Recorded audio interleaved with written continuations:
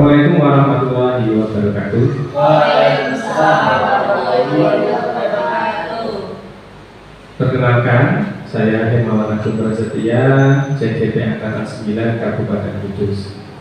Pada pagi hari ini, Bapak Ibu, saya akan melakukan seminar sebagai tugas diseminasi modul 1.4, yaitu tentang menyebarkan pemahaman, penerapan pengalaman budaya positif.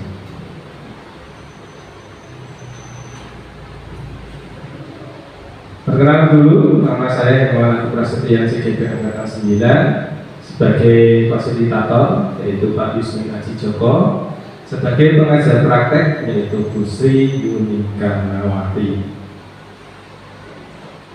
Nah, sebelum kita mulai, kita melakukan ice breaking dulu. Nah, mohon Bapak Ibu guru bisa berdiri. Kita sama-sama melakukan ice breaking supaya pikiran kita refresh. Ya. Ikuti yang ada di video. Ayo kita semangat yuk. Ya.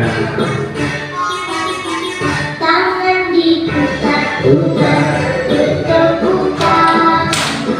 Tangan diputar-putar, pegang bahu. Tangan diputar-putar, pegang bahu. Digoyang-goyang, digoyang-goyang, digoyang-goyang. Satu kali lagi. Tangan diputar-putar, putar-putar.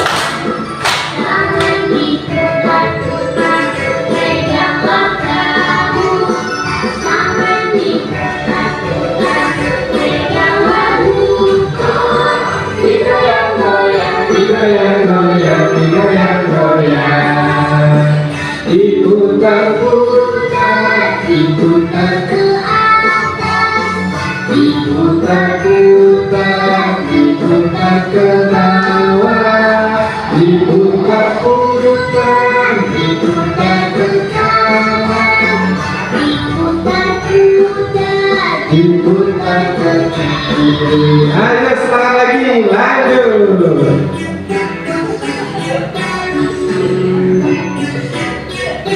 Kita olahraga supaya pikiran manusia ini bersari.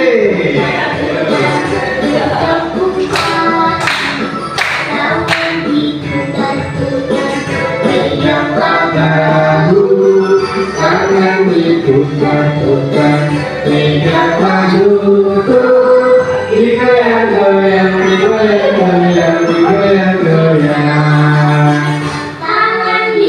Satu kali lagi.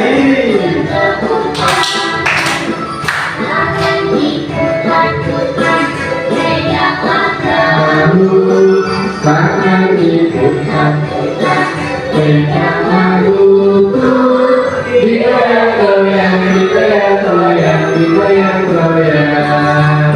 Ya, tepuk tangan untuk kita semua.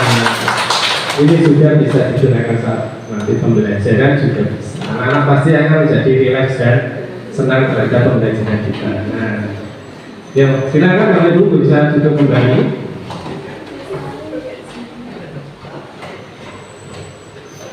Yang kita lanjut ke materi ya, ice breaking tadi sudah.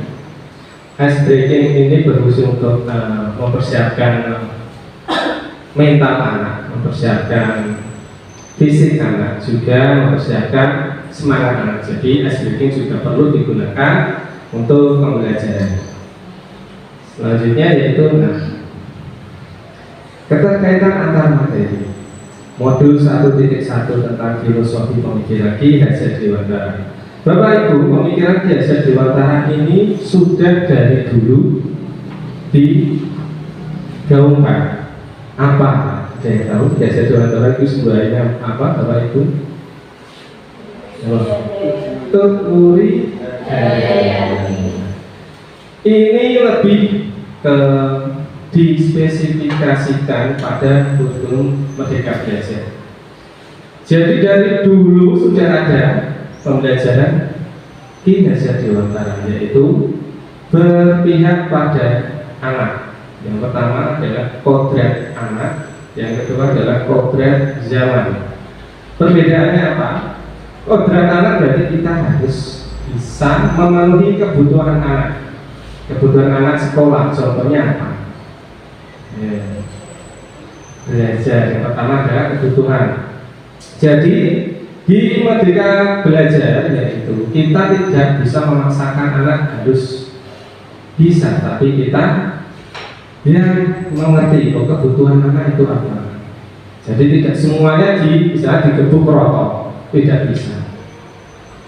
Anak A pintar, anak B kurang, kita tidak bisa menyamakan kedua-duanya. Jadi kita harus bisa melihat potensi. Anak A bisa potensinya di pembelajaran materi, anak B bisa di seni, bisa di olahraga. Nah, itu yang harus kita lihat saat ini atau Merdeka Belajar. Yang kedua, nilai dan peran guru penggerak. Jadi guru penggerak itu ada nilainya, ada perannya. Sebagai guru perannya tidak hanya mengajar saja, banyak peran yang harus kita perhatikan. Yang ketiga adalah visi guru penggerak. Nah, visi guru penggerak ini adalah suatu pembelajaran kita sebagai guru untuk bisa membuat visi sekolah yang sesuai dengan kondisi sekolah saat ini dan perkembangan zaman. Jadi tidak bisa visi yang dulu kita aplikasikan ke visi yang sekarang. Jadi kita harus ubah. Contohnya apa? Sekarang ada teknologi, ya, teknologi. Kita sebagai guru harus melek teknologi, jangan sampai kalah dengan anak-anak. Ya. Anak-anak, contohnya saya saja, istilahnya, kalau tidak menggunakan laptop untuk video, mengkat video, membuat video, itu tidak bisa. Tetapi anak sekarang menggunakan HP, mereka bisa membuat video. Itu berarti saya ketinggalan dalam pengetahuan. Anak sekarang itu cenderung lebih mudah memahami teknologi daripada Bapak Ibu guru. Jadi kita harus selalu mengupgrade pengetahuan kita tentang pengetahuan teknologi. Jangan sampai ketinggalan, karena itu penting. Seperti contoh apa Bapak Ibu? Saat pembelajaran kita jangan monoton dengan buku. Kadang anak-anak mulai bosan. Suatu saat kita buat tambahkan video seperti ini juga sebagai teknologi ini. Jadi di sekolah kita ada bos itu digunakan untuk kebutuhan anak-anak sekolah. Contohnya seperti laptop, LCD, layar proyektor. Nah, itu yang harus kita gunakan. Anak-anak pasti cenderung akan lebih mudah belajar menggunakan audio visual seperti video. Itu akan lebih mudah daripada kita suruh hanya membaca. Yang ketiga adalah budaya positif. Nah, budaya positif ini yang akan kita bahas bersama-sama. Budaya positif itu seperti apa? Nah, dari tujuan akhir pembelajaran atau modul 1.4 tentang budaya positif, yaitu yang pertama adalah kita ke filosofi pemikiran KHD. Jadi ini adalah dasarnya. Dasarnya apa? Yaitu pemikiran Gajah Dewantara. Kita harus perhatikan kodrat zaman dan kodrat anak saat pembelajaran. Yang kedua adalah nilai guru penggerak. Yang ketiga visi guru penggerak, dan yang keempat budaya positif. Nah, konsep inti budaya positif ini banyak sekali. Mungkin Bapak Ibu belum pernah mendengar tapi belum memahami. Yang pertama adalah perubahan paradigma belajar. Yang ketiga adalah disiplin positif. Keempat, nilai-nilai kebijakan. Kelima, kebutuhan dasar manusia. Karena motivasi perilaku manusia. Keenam, keyakinan kelas. Ketujuh, posisi kontrol. Dan kedelapan, segitiga institusi. Nah, yang biasanya kita lihat adalah yang motivasi mungkin Bapak Ibu sudah mengetahui bagaimana memotivasi anak. Kalau disiplin positif itu seperti apa? Kalau nilai-nilai kebijakan itu seperti apa? Kalau keyakinan kelas itu seperti apa? Posisi kontrol guru itu seperti apa? Nah, ini ada perbedaan. Yang paling kelihatan adalah keyakinan kelas. Keyakinan dengan peraturan itu berbeda. Kalau peraturan berarti peraturan sekolah secara keseluruhan, yang membuat adalah kepala sekolah dan bapak ibu guru. Tapi kalau keyakinan kelas, yang membuat siapa? Siswa. Kita sebagai guru membuat kesepakatan. Bagaimana sih? Apa sih yang harus kita taati di kelas? Jadi tidak ada keterpaksaan. Yang ini ya posisi kontrol guru. Nah, posisi kontrol guru itu bermacam-macam. Sebagai contoh ada pemantau, ada penghukum, ada teman, ada manajer. Itu berbeda-beda. Jadi nanti kita bahas supaya ilmu ini kita bisa diterapkan di sekolah. Yang pertama adalah paradigma pembelajaran dengan paradigma baru. Pembelajaran dengan paradigma baru merupakan pembelajaran yang dirancang berdasarkan prinsip pembelajaran berdiferensiasi, sehingga para peserta didik belajar sesuai kebutuhannya berdasarkan tahap perkembangan sesuai teori psikologi modern untuk mewujudkan profil pelajar Pancasila. Nah, ini ada yang berdiferensiasi. Berdiferensiasi itu adalah istilahnya dalam ilmu adalah berkolaborasi. Kita harus sinkron antara pembelajaran ini dengan ini. Jadi ada beberapa pilihan. Jadi tergantung nanti siswa yang menentukan bagaimana pembelajaran apa yang harus dilakukan. Contohnya gini, berdiferensiasi kita tidak boleh memaksakan siswa untuk hanya mempelajari buku. Contoh, kita buat kesepakatan. Mungkin saat pembelajaran minggu depan kita akan belajar menggunakan LCD atau menggunakan buku. Jadi siswa yang memilih. Itu adalah berdiferensiasi. Jadi kita tidak boleh memaksakan harus dengan buku saja. Jadi ada beberapa pilihan. Biarkan siswa yang memilih untuk belajar menggunakan media apa. Nah, itu yang harus kita perhatikan. Selanjutnya adalah profil pelajar Pancasila. Nah, ini yang harus ditekankan saat ini sebagai guru. Yang pertama adalah beriman, berakhlak kepada Tuhan Yang Maha Esa dan berakhlak mulia. Nah, beriman bertakwa berarti kita sebagai guru harus memperhatikan iman sebagai contoh. Saat tadi harus apa? Bapak Ibu berdoa, bertakwa kepada Tuhan Yang Maha Esa. Saat sholat kita juga harus mengingatkan anak-anak untuk sholat. Berakhlak mulia, contoh berakhlak mulia itu seperti apa? Seperti apa? Menghormati bapak ibu guru, menghormati teman, menghormati kedua orang tua, itu yang harus kita tekankan. Karena apa bapak ibu? Pada perkembangan teknologi yang sangat cepat, informasi yang didapatkan anak akan semakin lebih mudah, apalagi anak diberikan HP tanpa kontrol. Itu yang sekarang sudah menjadi dilema. Satu sisi HP juga bermanfaat untuk pembelajaran, satu sisi HP juga menjadikan salah satu momok rusaknya akhlak anak-anak kita. Sebagai contoh,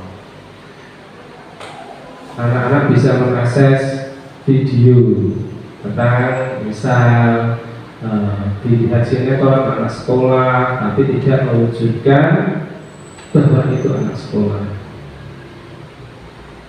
Betul tidak Bapak Ibu? Anak sekolah sekarang Yang saya buat ini itu apa? Anak perempuan. Kalau dulu jarang berdada. Sekarang kita lihat SD saja, wes macam, wes pupuran, ya.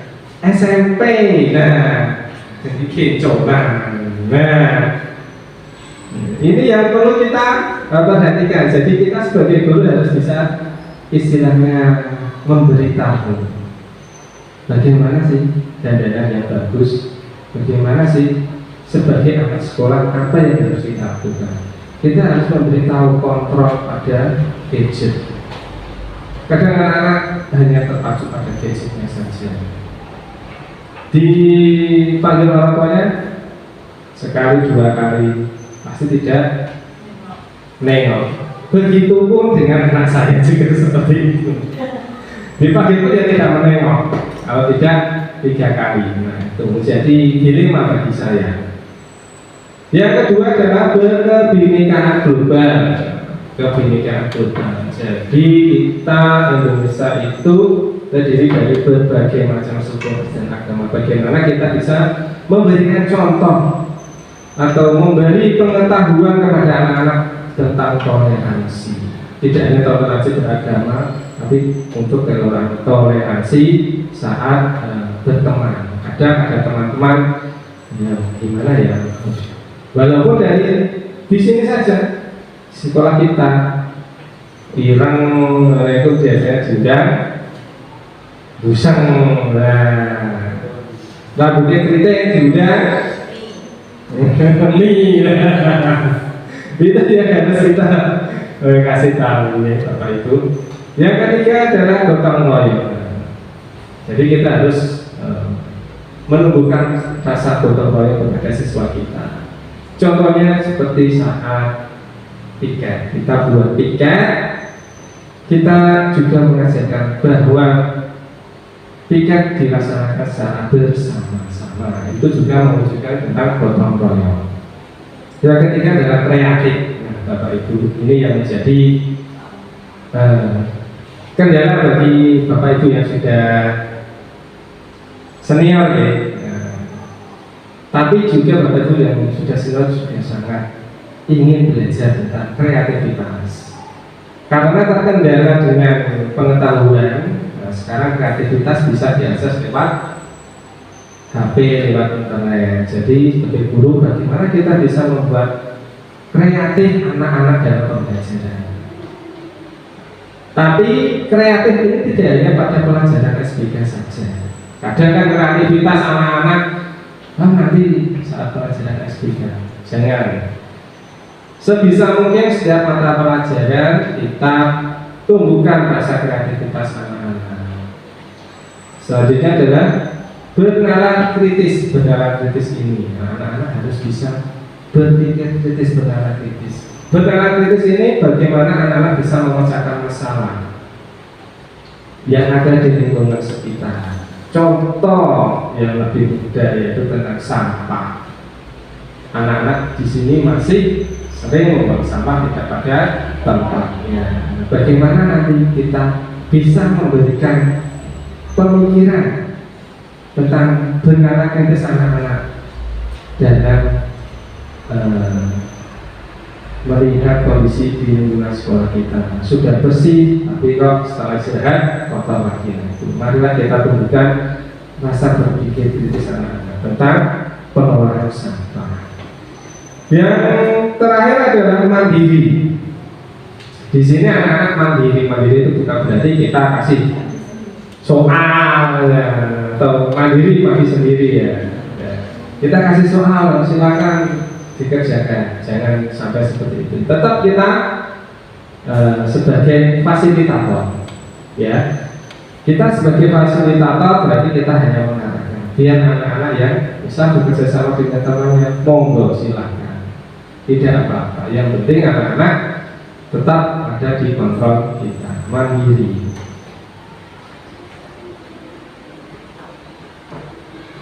Nah, selanjutnya adalah miskonsepsi tentang teori kontrol. Bapak itu lihat apa yang ada di dalam gambar.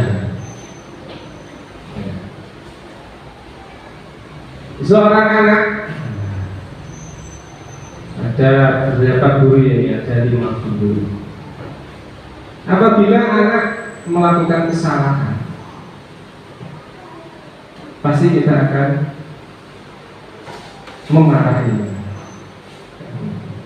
Apa yang akan terjadi? Anak-anak tidak bisa memecahkan masalahnya. Yang pertama, ilusi guru mengkontrol murid. Yang kedua, ilusi bahwa kritik dan membuat rasa bersalah mampu menguatkan karakter. Yang ketiga, ini biasanya yang terjadi, ilusi bahwa orang dewasa memiliki hak untuk memaksa kehendak. Jadi kadang kita mempunyai masalah, tetapi anak-anak kita tidak melakukannya. Tapi sebagai guru, bahwa ada omongan dari sana bahwa itu yang melakukan, pasti kita akan cenderung memaksakan, kamu ya yang melakukannya. Sebagai guru, kita tidak boleh seperti itu. Kita harus melakukan pendekatan. Kita mencari tahu akar permasalahannya. Jangan sampai anak yang tidak bersalah kita paksa untuk bersalah.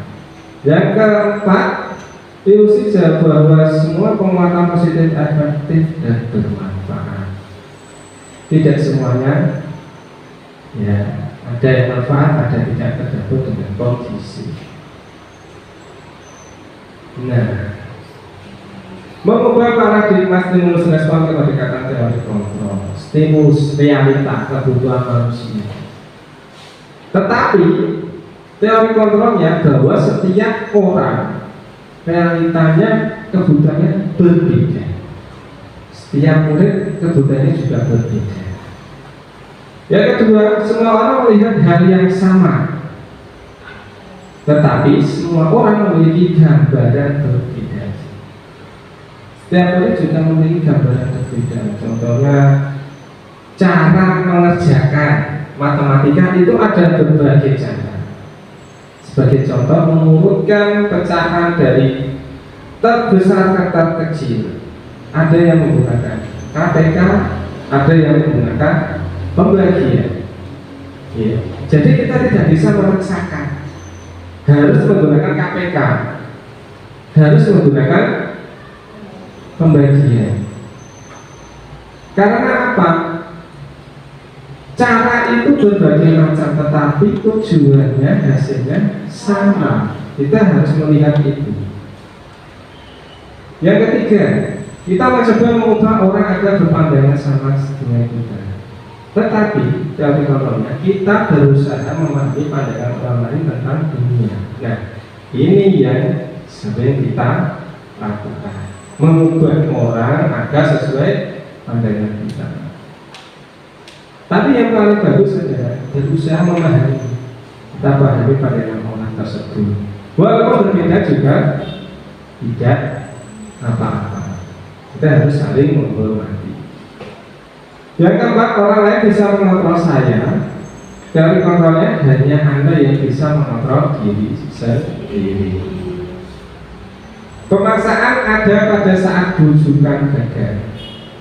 Kolaborasi dan konsensus menciptakan pilihan-pilihan baru. Yang terakhir, model berpikir menang atau kalah. Seharusnya teorinya contohnya model berpikir menang. Nah, ini disiplin positif.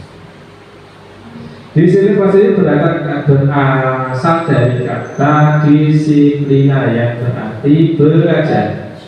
Disiplin mengacu pada disiplin diri yang memiliki tanggung jawab terhadap apa yang dilakukan berdasarkan nilai-nilai yang diyakini. Disiplin positif merupakan salah satu cara penerapan disiplin yang bertujuan untuk menumbuhkan kesadaran serta memberdayakan peserta didik tanpa imbalan penghargaan, ancaman atau hukuman. Jadi harus kita tahu bahwa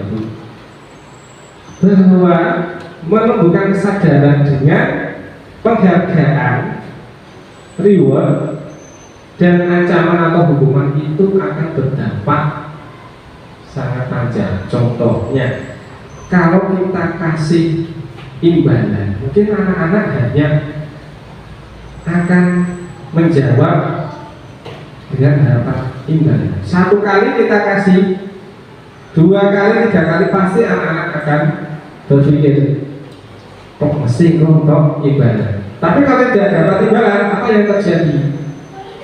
Pasti anak-anak akan malas untuk aktif atau untuk belajar. Begitu juga dengan hukuman. Anak-anak apabila kita terapkan disiplin positif dengan ancaman atau hukuman, pasti nanti mereka akan terpaksa. Kalau terpaksa, pasti tidak bisa sesuai apa yang kita inginkan. Jadi kita harus tahu, bolehlah 1 kali kita menggunakan reward atau kita menggunakan hukuman. Sebagai pendidik, tujuan kita adalah menciptakan peserta didik yang memiliki disiplin diri, sehingga mereka berperilaku mengacu pada nilai-nilai kebajikan universal dan memiliki motivasi intrinsik dalam perubahan perilaku ke arah yang lebih baik. Nilai-nilai kebijakan, nilai-nilai yang disepakati bersama, lepas dari suku, bangsa, agama, bahasa maupun latar belakang. Contoh kebijakan institusi atau organisasi. Kalau profil pelajar Pancasila, beriman dan bertakwa kepada Tuhan Yang Maha Esa, berakhlak mulia, berkebinekaan global, gotong royong, mandiri, kreatif, dan bermanfaat. Tapi kalau Ibu Primaries program, yaitu toleransi, rasa hormat, integritas, mandiri, menghargai, antusias, empati, keingin-tahuan, kreativitas, kerjasama, percaya diri, dan komitmen. Tapi kalau dalam keterampilan hidup, yang paling adalah dapat dipercaya, lurus hati, pendengaran yang aktif, tidak merendahkan orang lain, dan memberikan yang terbaik untuk diri sendiri. Yang penting apa Bapak Ibu dapat dipercaya. Apabila kita dipercaya orang, kita harus secara baik dapat menjaga kepercayaan tersebut. Merendahkan orang lain, kadang kita tidak sengaja merendahkan orang lain walaupun niatnya itu hanya bercanda. Nah, itu yang harus kita hindari. Selanjutnya yaitu tentang kebutuhan dasar manusia. Kebutuhan dasar manusia adalah segala sesuatu yang kita lakukan untuk mendapatkan apa yang kita inginkan. Seluruh tindakan yang kita lakukan memiliki tujuan tertentu. Semua usaha yang kita lakukan adalah dalam rangka agar kebutuhan dasar kita terpenuhi dengan baik. Contohnya seperti Bapak Ibu, kita bekerja sebagai guru supaya kebutuhan dasar kita terpenuhi. Sebagai seorang petani berarti juga seperti itu. Semua berbeda tetapi tujuannya untuk kebutuhan dasar manusia. Nah, ini adalah 5 kebutuhan dasar manusia. Yang pertama adalah bertahan hidup. Makanan, pakaian, tempat tinggal, keamanan, dan kesehatan. Ini yang harus dimiliki oleh anak-anak. Ini berarti tanggung jawab orang tua. Anak-anak tidak berpikir atau tidak wajib untuk poin bertahan hidup. Ini bisa orang tua atau keluarga yang mencari kasih sayang Bapak Ibu, rasa diterima, dipedulikan, berbagai kerjasama menjadi bagian dari kelompok. Ini yang paling penting, karena kadang di rumah anak-anak kekurangan kasih sayang dalam artian seperti ini. Pagi orang tua sudah berangkat sekolah jam 5, anak-anak tidak bisa mendapatkan kasih sayang. Sebagai contoh, disiapkan sarapan yang paling penting. Anak-anak di sini kadang-kadang sarapan di sekolah tidak apa-apa. Cuma namanya anak-anak juga kadang merasa ingin mendapatkan perhatian yang lebih dari bapak ibu. Yang selanjutnya adalah dipedulikan berbagi kerjasama. Nah, kadang di sekolahan itu banyak apa gitu namanya anak-anak ya. Anak-anak itu kadang ada masalah satu, yang lainnya ikut campur. Ada anak dengan masalah dengan si A, masalah dengan si B, yang lainnya ikut memusuhi. Nah, itu yang harus kita perhatikan. Sebagai guru kita harus melihat masalah yang ada di kelas. Jangan sampai kita kasih sayang kita kepada anak-anak itu dirasa tidak adil. Jangan sampai seperti itu. Seperti contoh yang kita diperhatikan, si bodoh dijatuh. Kita harus rangkul semuanya. Selanjutnya adalah penguasaan, yaitu harga diri, keinginan untuk dianggap pemimpin, berprestasi dan dibanggakan. Ini yang nomor 3. Biasanya anak-anak yang berprestasi ini kadang itu menjadi pimpinan. Karena saya mungkin siji, biasanya kocok-kocoknya kamu, ayo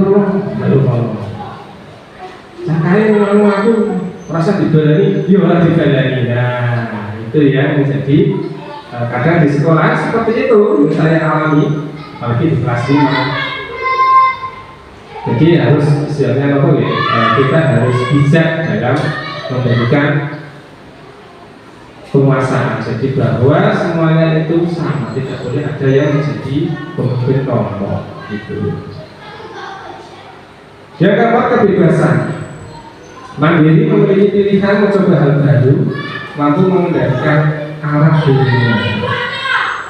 Anak-anak kita berikan kebebasan, tetapi kita juga harus memberikan batasan. Jadi kebebasan itu yang akan menjadi hal yang tidak diinginkan bagi kita, tetap kita arahkan. Kadang anak kelas 5 juga seperti itu. Saya bebaskan tetapi kebablasan. Jadi kita harus bisa mengontrolnya.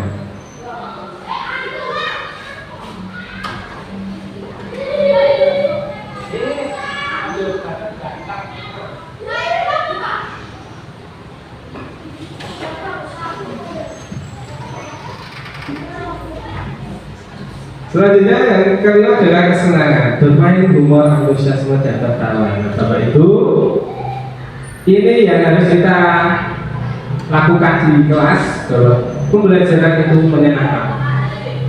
Buatlah diri kita menjadi yang dirindukan oleh anak-anak. Ya. Bagaimana kita membuat suasana kelas itu menjadi menyenangkan, sehingga pembelajaran yang akan kita berikan kepada anak-anak pasti insya Allah akan dipahami. Jangan sampai anak-anak masuk, kita masuk anak sudah takut juga. Ini yang sudah pernah saya lakukan ya. Saya sebelum di SD ada di SMP. Apalagi anak sekarang SMP itu cenderung bandel-bandel. Saya 8 tahun di SMP swasta, apalagi SMP swasta. Jadi siswa negeri, bagaimana kata-kata siswa negeri itu? Bapak Ibu pasti sudah bisa membayangkan. Anak-anak itu latih gabung, telat 10 menit baru masuk kelas. Tidak tahu jarak. Nah, tidak pernah mengerjakan PR. Pernah saya di SMP dulu, itu pasti saya terkenal guru yang paling banyak, apalagi guru IPA. Nah, wes, nah ketemu aku masih belum tahu kabeh. Cuma saya berpikirnya hanya untuk mendisiplinkan anak, tetapi dampaknya anak-anak tidak memahami apa yang saya sampaikan. Mereka hanya dia fokus cuman dengan keterpaksaan. Gitu. Ini yang sudah saya alami selama 8 tahun. Setelah di SD, saya merubah sikap itu. Bagaimana sih anak-anak SD? Karakteristik SD itu bagaimana? Oh, ternyata SD itu masih lugu, masih bisa kita arahkan. Kuncinya di SD itu adalah bagaimana kita bisa menjadi perhatian mereka. Apabila anak-anak sudah memperhatikan kita akan mudah untuk mengarahkan. Tapi beda dengan SMP. SMP itu dan saya rasakan juga adalah perubahan dari anak-anak ke remaja. Rumongso gede, wah, rumongso wis gede. Apalagi ada film, ada sinetron yang tidak mencantumkan sebagai seorang anak sekolah. Itu SMP, betul-betulnya itu di SMP. Kalau dulu SMA, tetapi sekarang ke SMP. SMP itu anak-anak banyak masalah, seperti merokok, bolos, pacaran. Nah, kalau kita tidak bisa menghandle, kita tidak tahu apa yang akan terjadi. Selain dari bapak ibu guru juga dari orang tua. Sekarang di SD bapak ibu kita harus membuat fondasi akhlak anak-anak SD ini masih masih polos. Kita harus tanamkan akhlaknya. Jangan sampai nanti setelah dia di SMP dia merasa aku wis gede, dikandani wong tua mesti bantah. Ini yang saya rasakan. Ini sebuah cerita ya. Kalau anak SD, alhamdulillah di sini siswa-siswanya masih tergolong anak desa. Tapi kalau sudah ke belakang mendekati perkotaan itu beda lagi. Apalagi SMP. Jadi perhatian orang tua harus tahu. Jangan sampai menjadi orang tua yang ngertinya anaknya apik. Di rumah bagus loh Pak, dikandani dia nurut. Tapi setelah dia di luar di sekolah, dia terbawa harus oleh teman-teman. Kita harus mengerti karakter anak. Nah, motivasi perilaku manusia. Yang pertama untuk menghindari ketidaknyamanan atau hukuman. Kira-kira apa contoh? Untuk menghindari ketidaknyamanan dan hukuman, contohnya apa?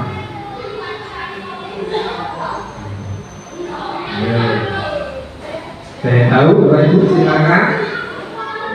Sebagai contoh, kita memakai helm untuk apa? Motivasi kita memakai helm. Nah, motivasi apa kita saat upacara bendera memakai topi? Nah, tidak disuruh ke depan saat upacara. Nah, itu harus kita ubah. Selanjutnya, mendapat imbalan atau penghargaan dari orang lain saat kita sebagai guru misalnya yang bisa mengerjakan soal 10 benar kabeh, saya berikan es teh kota gitu ya. 1 kali anak boleh. Selanjutnya saat kelas betul semua. Nah, jomblo guru ini. Kalau saat kelas. Yang ketiga, untuk menjadi orang yang mereka inginkan dan menjadi sendiri dengan nilai-nilai yang mereka percaya bahwa kita harus bisa mengamankan kepada anak didik kita bahwa apa yang mereka lakukan itu demi kebaikan mereka sendiri. Jadi jangan sampai berpikiran untuk menghindari hukuman atau untuk mendapat ibadah. Kalau seperti itu biasanya anak-anak pasti kalau kita perintah atau di rumah diperintah orang tua pasti akan meminta ibadah. Konsolan contohnya konsolan baik, konsolan itu baik. Engkau tugas lagi. Seperti anak saya yang RA, kau ngaji mesti ibadahnya apa? HP ya. Nah, itu yang harus kita lakukan. Nah, untuk hukuman yaitu tidak terencana atau tiba-tiba. Murid tidak tahu apa yang akan terjadi dan atau tidak bersifat satu arah berupa hukuman fisik atau psikis. Contohnya, kalau tidak membawa topi saat upacara hukumannya di depan. Itu ada dua, fisik dan psikis. Fisik mereka di depan sama-sama bertindak. Fisiknya tetap sama-sama. Psikisnya dia merasa malu. Misalnya, suatu saat pasti dia akan tidak bawa topi terus tidak ikut upacara, padahal sebenarnya tidak masalah, ya. Cuma karena kita sebagai guru harus mendisiplinkan, satu kali dua kali kita boleh buat seperti itu. Kalau terlalu sering juga anak-anak akan psikisnya akan terganggu, takut, nggak mau aku suruh pacaran dan berangkat. Yang harus kita hindari. Konsekuensi terencana atau disepakati sesuai peraturan. Kita rencanakan kalau anak tidak memakai topi saat pacaran bagaimana, apakah harus pakai topi atau tidak. Murid tetap dibuat tidak nyaman. Sikap guru selalu memonitor murid. Yang ketiga yaitu restitusi. Restitusi ini yang harus kita lakukan apabila ada suatu masalah seperti tadi tidak pakai topi, itu apa yang harus kita lakukan. Proses menciptakan kondisi bagi siswa. Proses kolaboratif yang mengajarkan murid untuk mencari solusi sendiri untuk memperbaiki kesalahan. Jadi kita harus langsung divonis atau dihukum ke depan bagaimana. Itu tidak, kita harus ajak kolaborasi. Nah, Bapak Ibu, 5 posisi kontrol guru ini yang harus kita pahami. Yang pertama adalah penghukum. Yang kedua membuat rasa bersalah. Yang ketiga sebagai teman. Yang keempat sebagai pemantau. Yang kelima sebagai manajer. Kira-kira Bapak Ibu mau pilih yang mana? Sebagai contoh, nah ini penghukum itu seperti apa? Pembuat merasa bersalah itu seperti apa? Sebagai teman itu bagaimana?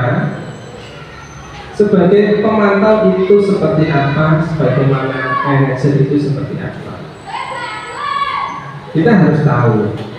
Contoh kasus, siswa tidak memakai atribut lengkap saat upacara bendera. Apa yang harus kita lakukan? Kalau sebagai penghukum berarti, ini berapa pada bendera selama 1 jam. Berarti itu sebagai hukuman. Kita berarti sebagai penghukum. Bagaimana kalau membuat rasa bersalah? Beberapa kali ibu bapak harus memberitahu kamu selalu saja mengecewakan bapak ibu. Jadi seolah-olah supaya anak itu merasa bersalah. Kalau teman, ayo dong ikuti aturan sekolah. Kalau bantu ibu bapak ya sekarang ini, ya sudah tidak apa-apa, lain kali jangan sampai berbuat ini lagi ya. Ini sebagai teman. Kalau sebagai pemantau, kamu sudah melanggar peraturan sekolah. Kamu tahu konsekuensinya. Setelah upacara, kamu beri atribut ke koperasi dan jangan diulangi lagi. Dia hanya memantau, tapi dia memberikan solusinya. Setelah upacara harus memberi atribut. Kalau manajer ini bisa sebagai teman juga. Apakah kamu tahu kesalahanmu? Bagaimana kira-kira memperbaiki kesalahanmu? Nah, ini adalah pilihan kita, Bapak Ibu.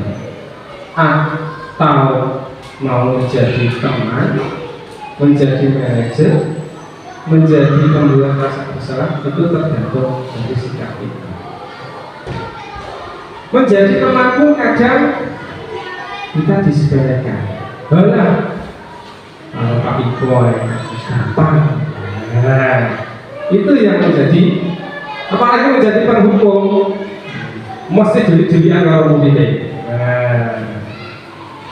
mau telat mau itu biasanya, kalau saya itu pakai emas saya. Telat mau itu di warung, warnanya belum tahu, dari sebelum itu kamar mandi. Itu sebagai penghukum, karena mereka tahu wajib ngasih aku jika dihukum kalau rumah berbeda. Biasanya seperti itu. Yang paling bagus adalah sebagai manajer. Manajer itu bukan berarti kepala sekolah ya, bukan. Kita sebagai guru juga sebagai manajer. Wali kelas juga manajer. Ini yang paling bagus. Kenapa? Karena kita bisa membuat anak-anak tahu kesalahannya dan juga bisa membuat anak menjadi mencari solusi atas kesalahan yang dilakukan. Jadi tidak seperti paksaan. Nah, ini yang harus kita lakukan. Nah, kata kaca ini, saya kecewa sekali dengan kamu. Ini berarti guru sebagai pembuat rasa bersalah. Kamu tidak pernah melakukannya dengan benar. Ini juga guru pembuat rasa bersalah. Apa rencanamu untuk menyelesaikan masalah ini? Nah, ini sebagai manajer. Karena apa? Yang mencari atau menyelesaikan masalah adalah muridnya sendiri. Jadi kita sebagai manajer itu tahu kata-kata apa, kalimat apa yang kita harus lakukan. Ayolah, lakukan demi bapak atau ibu ya. Ini sebagai teman. Kadang teman juga itu tadi disepelekan. Ada tahu apa? Pak itu apa yang mana? Apa saya biasanya. Sekarang Bapak Ibu, ada pertanyaan seperti ini. Silakan Bapak Ibu direnungkan. Sebagai kontrol, ada 5 kata tadi: penghukum, manajer, teman, pembuat rasa bersalah, atau pemantau. Baru, kita pakai dulu. Ya.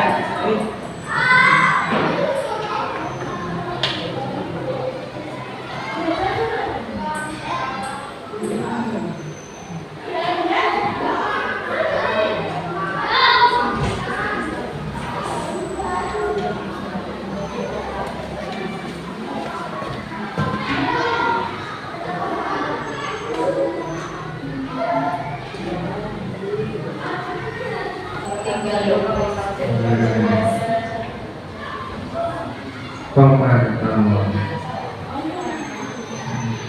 Kenapa? Hari ini Ibu Titi langsung melihat buku tata tertib sekolah.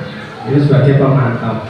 Kalau sebagai penghukum berarti langsung ke ini hukumannya. Karena sebagai pemantau, Bu Tini melihat itu dulu sesuai dengan peraturan atau tidak. Yang selanjutnya adalah keyakinan kelas. Mengapa keyakinan kelas? Mengapa bukan peraturan kelas? Nah, keyakinan ini lebih dari sekedar aturan. Keyakinan ini adalah prinsip-prinsip yang memandu tindakan kita secara intrinsik. Murid cenderung lebih termotivasi untuk berperilaku sesuai dengan keyakinan karena mereka merasa terhubung secara pribadi dan meyakini nilai-nilai tersebut. Pembentukan keyakinan kelas juga berbeda dengan peraturan. Jadi berbeda ya, keyakinan dengan peraturan itu berbeda. Keyakinan kelas lebih abstrak dan bersifat universal. Keyakinan kelas berbentuk pernyataan positif yang mencerminkan nilai-nilai kebajikan yang diinginkan oleh seluruh kelas.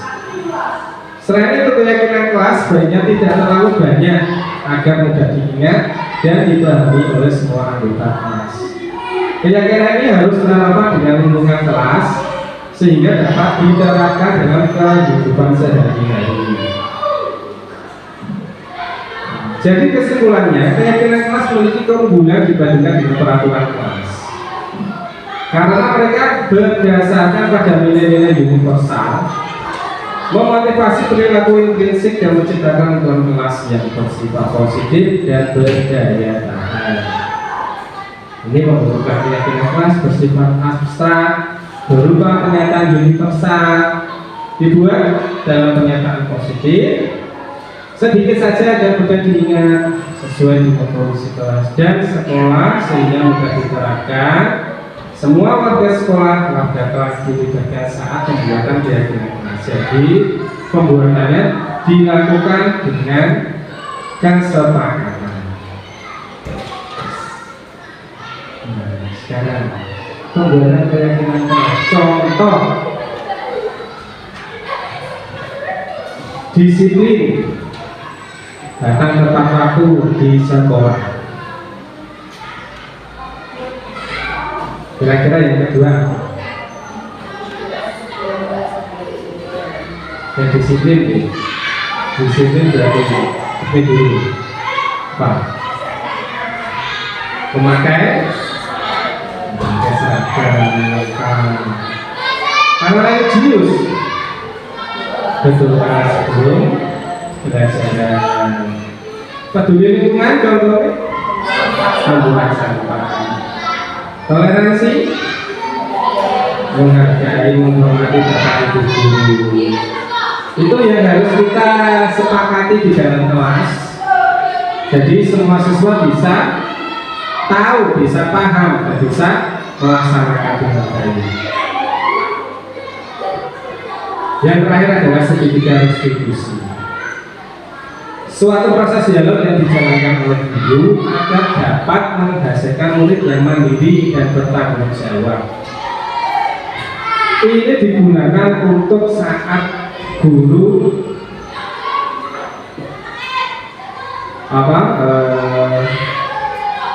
menyelesaikan masalah yang dilakukan oleh siswa. Segitiga restitusi ini yang pertama adalah menstabilkan identitas. Yang kedua, validitas tindakan yang salah. Yang ketiga, menanyakan keyakinan. Sebagai contoh seperti ini. Misal Fauzan terlambat, setiap pagi terlambat datang sekolah. Sebagai guru, apa yang kita lakukan? Yang pertama adalah menstabilkan identitas, bahwa dia sudah melakukan kesalahan. Setiap orang pasti pernah melakukan kesalahan, tapi jangan diulangi kembali. Itu sebagai menstabilkan identitas. Validasi tindakan yang salah. Kita harus mencari tahu mengapa kamu bisa terlambat. Apakah terlambat itu merupakan tindakan yang benar, kita tanyakan kembali. Jadi siswa tahu bahwa tindakan terlambat itu adalah salah.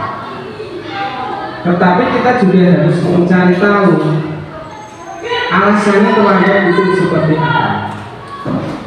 Yang ketiga, menanyakan keyakinan kelas. Jadi keyakinan kelas yang sudah kita buat, kita kembalikan lagi. Keyakinan kelas apa yang kita sepakati tadi? Disiplin. Datang ke sekolah tepat waktu. Berarti dia tahu bahwa dia melanggar keyakinan kelas. Jadi dia juga tahu apa yang harus dilakukan, yaitu datang tepat waktu, karena tepat waktu merupakan apa tadi, keyakinan kelas yang sudah disepakati. Ini yang harus kita pahami. Saya juga baru memperoleh ilmu ini dari CGP, calon guru bendera, bahwa kita tidak bisa langsung menjustifikasi bahwa kamu terlambat sekolah, kamu terlambat masuk kelas, jadi kamu harus dihukum. Hukumnya apa? Menulis, saya berjanji tidak melakukannya lagi 100 kali. Nah, kita tidak boleh seperti itu.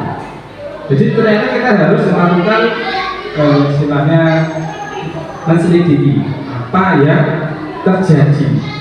Jangan-jangan dia di rumah tidak ada orang tuanya. Dalam artian gini, orangnya sudah berangkat bekerja. Kadang banyak yang seperti itu, apalagi yang di SMP. Kalau di SMP saya dulu 1 minggu tidak tahu makan terus. Ternyata itu orang tuanya tidak tahu ngerti anaknya maka sekolah. Jadi kita harus cari tahu, kita harus dari. Ada juga yang merawat ibunya yang sakit juga. Jadi kita jangan sampai langsung menghukum, menjustifikasi anak. Kita harus jalankan seperti garis institusi. Validasi tindakan yang salah tadi, kamu pasti punya alasan. Nah, itu tadi. Setelah menstabilkan identitas tadi, ini yang harus kita tahu, yaitu mencari hal kenapa itu bisa terjadi. Bagi contoh, pasti punya alasan mengapa melakukan hal itu. Padahal kamu bisa melakukannya yang lebih buruk dari ini. Kamu patut bangga karena telah melindungi sesuatu yang penting bagi kamu. Ini biasanya itu seperti ini. Kadang namanya sekolah ada dosbin, biasanya tempat pensil itu jangan bukan usil dan dibuat main-main. Ternyata ada gesekan, ada terus dojo-dojo-dosan. Nah, kita harus tahu manakah yang salah. Kamu melakukan karena mempertahankan sesuatu yang penting bagi itu kita harus tahu. Jadi jangan dua-duanya kita hukum. Kita harus menselidiki dulu menggunakan seperti garis institusi. Ini menanyakan keyakinan. Apa keyakinan kelas kita? Nilai apa yang telah kita sepakati bersama? Seperti apa gambaran suatu kelas ideal menurut kamu? Kamu ingin menjadi orang seperti apa? Ini adalah menanyakan keyakinan. Budaya positif berdasarkan pengalaman baca akan muncul kebiasaan budaya positif. Budaya positif ini menimbulkan rasa aman nyaman pada murid dalam proses pembelajaran. Budaya positif juga dapat mendorong murid untuk mampu berpikir, bertindak, dan mencipta sebagai proses memerdekakan dirinya sehingga murid lebih mandiri dan bertanggung jawab. Kuncinya itu adalah membuat murid menjadi mandiri dan bertanggung jawab.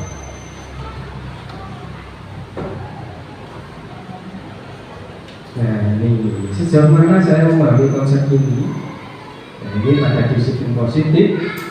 Disiplin positif merupakan pendekatan mendidik anak untuk melakukan kontrol diri dalam pembentukan kepercayaan diri. 2. Kebijakan dan keyakinan kelas. Tujuan mulai di sini mengacu pada nilai-nilai dan prinsip mulia yang dianut. 3. Posisi kontrol, pemberi hukuman, pembuat rasa bersalah, teman, pemantau atau manajer. Yang keempat, kebutuhan dasar, bertahan hidup, kasih sayang dan rasa terima kasih, penguasaan, kebebasan, kesenangan. Yang kelima, segitiga restitusi, menstabilkan identitas, validasi tindakan yang salah dan menandakan keyakinan.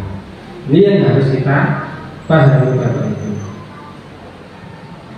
Nah, setelah mempelajari modul ini, saya berpikir bahwa untuk menciptakan budaya positif di kelas maupun di sekolah harus melibatkan siswa dan perencanaan hingga pelaksanaan budaya positif dengan harapan mewujudkan kelas atau sekolah yang nyaman, aman, positif berdasarkan keyakinan kelas atau sekolah yang diyakini bersama. Perubahan lainnya bahwa posisi kontrol saya yang selama ini sebagai bentuk penghukum atau pembuat rasa bersalah ternyata kurang tepat. Setelah saya mempelajari ini, saya merasa begitu Bapak Ibu. Jadi kurang tepat. Kita sebagai penghukum atau pembuat rasa bersalah itu tidak bagus bagi siswa. Sehingga saya perlu merubahnya menjadi manajer. Kita harus sebagai manajer. Ya sebagai orang tua, bukan sebagai kepala sekolah ya.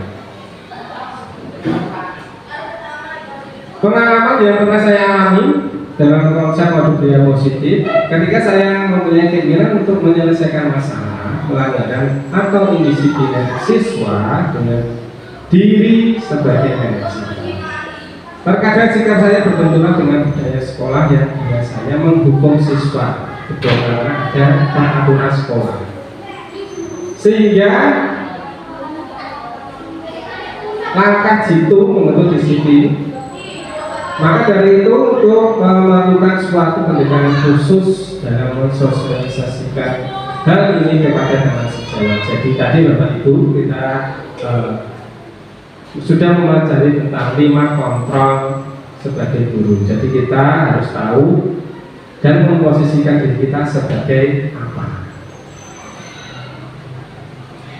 Perasaan saya ketika mengalami hal tersebut merasa lebih tertantang untuk mengimplementasikan posisi guru sebagai manajer dan menerapkan segitiga restitusi dalam menangani kasus indisipliner anak. Karena dengan menempatkan murid untuk mempertanggungjawabkan perilaku dan mendukung murid menemukan solusi atas permasalahannya. Jadi segitiga restitusi itu untuk siswa atau murid dapat bertanggung jawab tentang apa yang sudah dilakukan, serta siswa juga mencari solusi yang baik untuk dirinya. Saya juga tertantang untuk menyusun strategi untuk mensosialisasikan konsep budaya positif kepada rekan sejawat agar kami dapat berkolaborasi melakukan perubahan budaya positif di kelas maupun di sekolah. Nah, menurut saya hal baik yang sudah ada di lingkungan kelas dan sekolah yang disiplin positif, nilai-nilai kebajikan serta keyakinan kelas yang dibangun bersama dengan berpihak pada murid. Adapun yang perlu saya perbaiki adalah posisi kontrol sebagai guru yang cenderung sebagai penghukum dan pembuat rasa bersalah menjadi seorang manajer. Sebelum saya sering menggunakan posisi kontrol, penghukum atau pemantau. Saat itu perasaan saya adalah merasa benar betul yang saya rasakan bahwa anak telat dihukum itu saya merasa benar posisi saya karena dia melanggar peraturan sekolah. Walaupun hasilnya kadang signifikan, kadang anak-anak juga banyak akalnya, jadi tidak bisa dipaksakan untuk sebagai penghukum. Setelah mempelajari ini, saya mencoba menggunakan posisi kontrol saya sebagai manajer. Saat saya mampu memposisikan diri sebagai manajer dengan penerapan segitiga restitusi, saya merasa bangga dengan murid saya yang lebih menunjukkan rasa tanggung jawab dan memperbaiki kesalahan.